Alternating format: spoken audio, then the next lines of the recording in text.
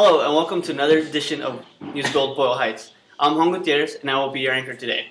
We will be reporting on the conflict between Palestine and Israel. Our reporters will highlight some recent developments in this controversial conflict. They will also offer their editorial opinion about how to create an equitable solution to the conflict. I hope you enjoy. First, let's go to Adrian Alfaro, who will report on some of the violent conflicts in the region. Hello, my name is Adrian Alfaro, and today we are going to be reporting on the conflict between Palestine and Israel.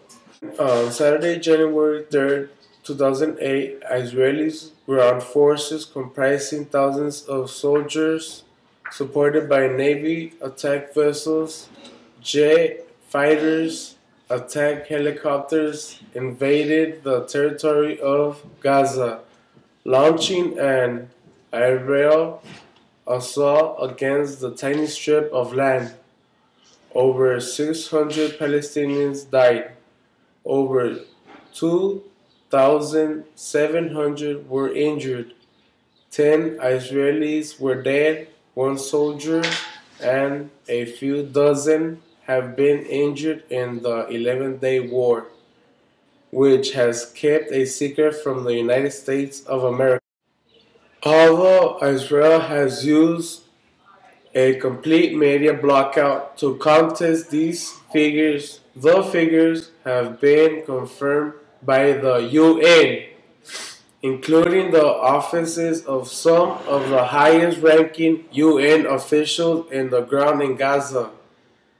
After many people died, trauma and panic spread through the war zones in the Middle East. On a more positive note, there's a rap group called DAM.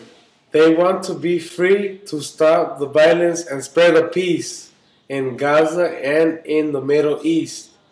Every day, kids, moms, dads, and families are dying for the cause of freedom.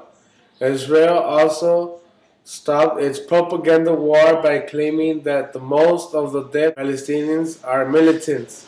As Israel is actually acting like an ambassador for the U.S. because the U.S. has given Israel money and weapons, also power. We can create an equitable solution to the Palestinian-Israeli conflict by not giving Israelis power from the U.S.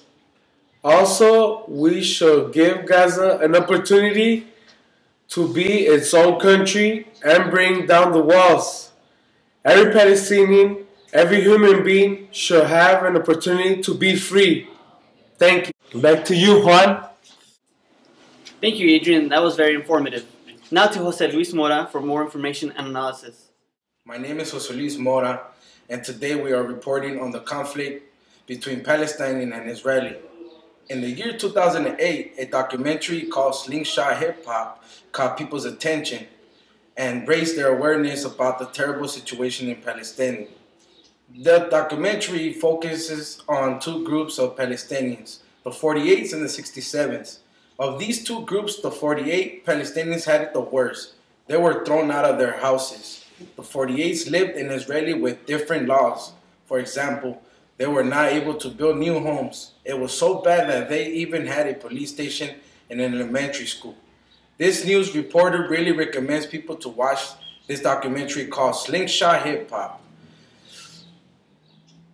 because people don't know how others live in other countries. The situation in Palestine is very tragic because Israel decided to keep the war zone a secret from the whole world. For example, on January 7th, 2008, geopoliticalmonitor.com said that the planned ground offensive by the Israeli army was commenced after foreign women and children with dual citizenships were allowed out, and amid a complete media blackout as foreign reporters were banned from Gaza. A local TV station was also targeted by Israeli early in the offensive. Through evidence of the assault continues to trickle out the blackout territory via the internet and cell phones. Even in a globalized world where information can travel at the speed of light, many don't know what's happening in Palestine. But this documentary shows that hip hop music is breaking the silence.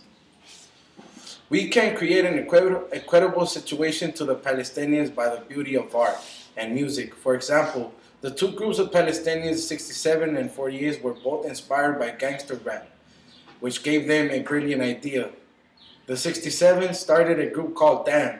Damn started to make music of what they saw or what they experienced in their personal lives. The 48s also had started a group which was called M.R.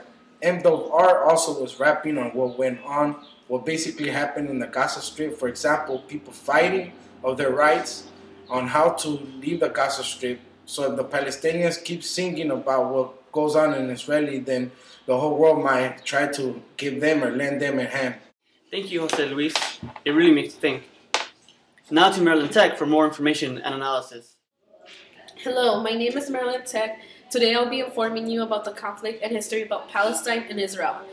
At this moment, Palestine is in the process of trying to become a country. While Israel doesn't want to consider them as a country, Palestine has been going through a lot of trouble and have been discriminated, violated of their own rights for about 60 years now. Inequity has destroyed many families in the region. Israel continues to oppose Palestine's sovereignty while the UN voted to recognize Palestine as a member of the UN. They're still in the process of becoming a country. Although they have no rights to vote, Israel is afraid that Palestine might sue them in the international court because of the new UN status. Back to you, Juan. Thank you, Marilyn. We'll have to follow the story more closely as it evolves. This has been another NewsBuild Boyle Heights special report. Thank you for tuning in, and don't forget to visit us on Facebook at www.facebook.com/YouthBuild Boyle Heights. This is Juan Gutierrez signing off.